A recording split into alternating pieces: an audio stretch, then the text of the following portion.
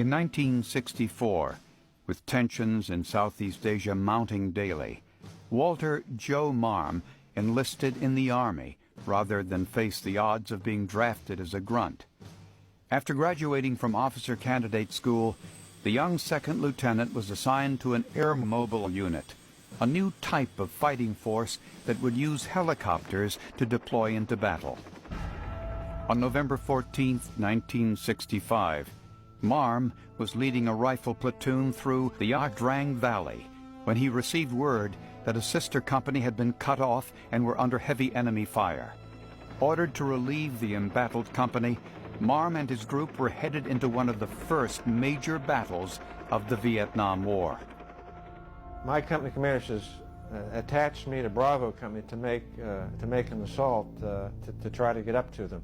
So I went up and linked up with the Bravo Company commander, and we made an attempt to get up to Bravo Company. We weren't successful. We had to pull back.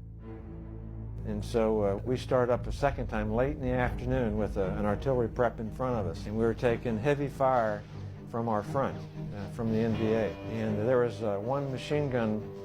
It was an anthill. We call it a machine gun bunker, but it was a solidified rock anthill. It was about 7 or 8 feet in height and maybe about 6 feet in length.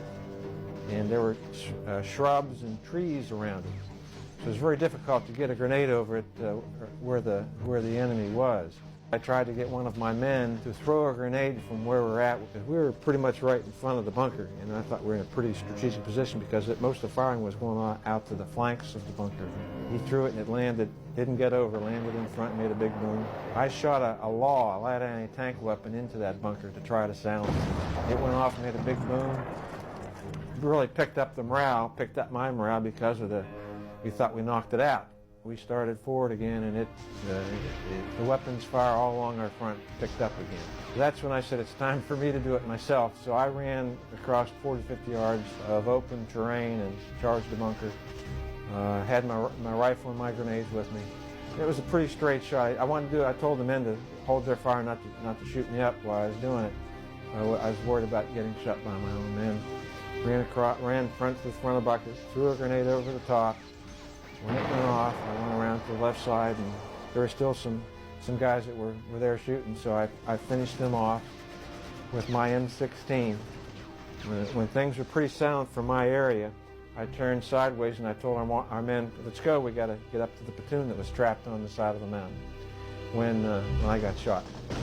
Went in my left jaw and went out here, and kind of ruined my day. I thought I had to feel my teeth to make sure I still had my teeth, and one of my sergeant that was the medic in Korea came up, and him and a couple of other guys were the first up. They made it up to me okay, and they patched me up, and a couple of my men took me to the back. That was the first day of the battle, and it lasted for 2 more days. Wear the medal for all those soldiers in the 1st Cav that were there in that battle and other battles. I'm just the caretaker of the medal for them. There's so many valorous deeds that go on in combat that they all can't be recognized. So I'm no braver than many of my fellow soldiers. I'm just so grateful that they authorized me to wear it for them.